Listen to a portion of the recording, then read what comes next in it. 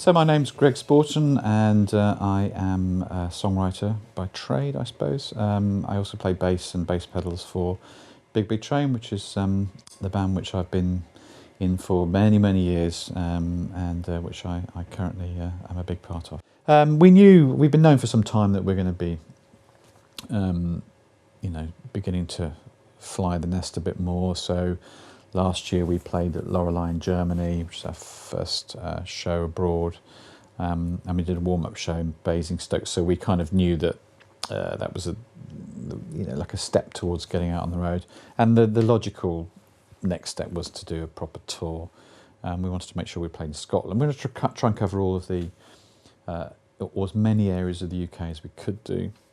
We couldn't get venues in Manchester or Liverpool, so we settled on Halifax, which is pretty close to there, transport-wise. We started in Edinburgh and tried to crisscross the country, ending up in London. So it was a huge logistical challenge. A lot of people working on it.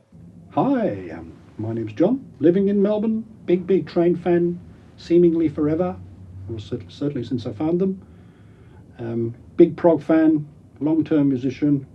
And I'm Harry, expat Scot, living in Australia now for 31 years. Again, like John, big progressive music fan. I'm Dave Bandana. I am an entertainer in Lanzarote. And I'm Glenn Codere. I was originally born in the States, but moved to Scotland in the early 70s. My name is Charlie Silvestri. I live in Delran, New Jersey. I've been in and out of radio, I would say, for the past 20 years. I was able to convince my wife, of all things, to go on our 10th anniversary to see Big Big Train. I must have gotten her right at the correct time. I'm Tony Honor. I'm from all over the place. I was actually born just north of Glasgow. I'm Sue. I'm Tony's wife. We've been married 19 years now, haven't we? I'm from Manchester originally. My name is Miles Schofield. I am originally from Huddersfield in West Yorkshire. And then I've now lived in the west of Scotland for the last 15 years. My name is Paul Turner. I'm 55 years old. I'm from Rotherham in South Yorkshire. I work in security in a courtroom. Hi, I'm Kevin Thompson. I was born in East Yorkshire. I did the original cover for Goodbye to the Age of Steam. They did want me to do English Boy Wonders, but at the time I was in the military and I'd moved abroad at short notice with the military. There was no mobile phones or internet in those days. Greg lost touch, had no contact details for me or anything. My name is Grant Alexander. I'm from Falkirk in Scotland. I work as a housing officer. My name's Carol Maclean. I'm from Falkirk, originally born in Glasgow. I work with the Department of Work and Pensions, have done for many years, too many years probably. My name's Helen Winn. I come from Cornwall. We come up from Cornwall today. I'm a nurse at the Royal Cornwall Hospital in Truro. I'm Andy. I work for Cornwall Council and I calculate all the funding for all the schools in Cornwall. Hello, I'm Dieter. I'm coming from Stuttgart, just over for that gig and tomorrow for another one. And I'm really impressed to see Big Big Train this evening live. I'm Rod Moor-Bardell. Been to a lot of gigs, quite a few Big Big Train gigs. Been friends with Dieter for about 17 years now. We mainly know each other by going to lots of gigs. My name's Alison Reijman, and I have been a prog fan since I was 12 years old. So I think I must be one of the few women who actually got into prog at a very, very early age. I'm Paul Devenny. Sort of mad music fan, like so many people will be, I'm sure. My job's a probation officer. I'm from Birmingham. And I'm Allie Devenny, married to Paul Devenny, and equally mad about music, and I think that's probably why we get on so well. We've got massively eclectic taste in music, which is great. So I'm Rob Moss. Again, massive music fan. Me and my wife Susie do a lot of travelling around the country to gigs far and wide. We live in Manchester or near Manchester. I'm Graham Smith. It was my ridiculous idea in the first place. It's not ridiculous. I saw the tour dates and thought, I really want to do that. And my wife was very, very gracious and said, of course you can do that. And then I just had to find, you know, 3 like-minded idiots, companions, sorry, to share the car with. And my first choice was all said yes. I'm Tobbe from Sweden, and I'm here because I'm travelling around the world. No, the UK. I'm Spike, and I'm from London. And the tour is ending up in London, of course, so I've got a nice, easy journey home. And I think I was the last person to be asked into the car because everybody else said no. My name's Philip Briddon. I'm from Huddersfield in Yorkshire originally. I've lived in Australia now for the past 30 odd years. My name's Peter Jones, or Pete Jones, from Nottinghamshire, and my prog project is called Tiger Moth Tales. So my name's Geoff Parks. My day job is teaching engineering at the University of Cambridge, and I've been a long-term prog fan and a big train fan for getting on for 2 decades now. Yeah, my name's Chris Topham. I run the Plain Groovy record label, vinyl-only record label, and for my real job I'm an airline pilot. Prog music fan from a very young age. I went to a boys' public school where we used to get high-profile prog bands for a very low price, and that was life-changing for me. So I've been a prog fan ever since.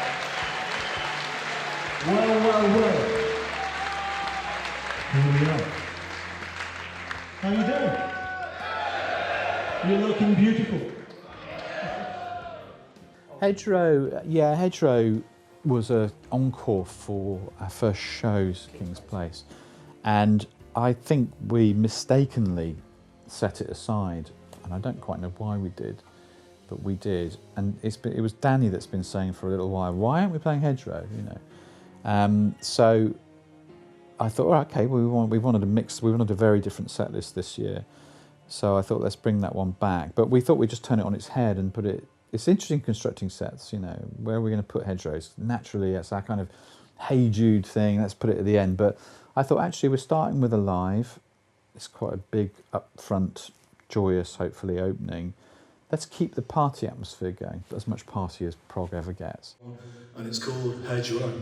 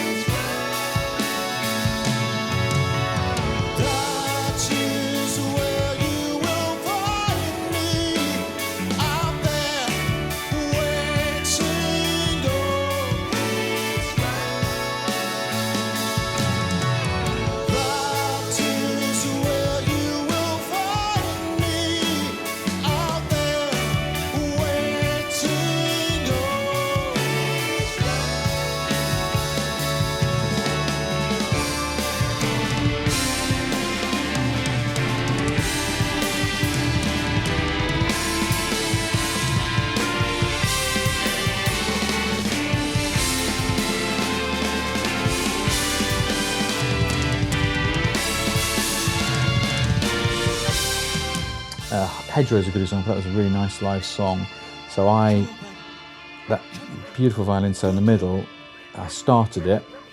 The first few bars are kind of my theme. And then I said, please go away and finish this off. And in fact, she adapted the solo for this tour. We were in rehearsals and she said, I've got a different ending, a bit more dramatic towards the end. So we went with her plan B. So that's how it was, that the central theme was written by me, but then she developed and made much more from it than I was able to do.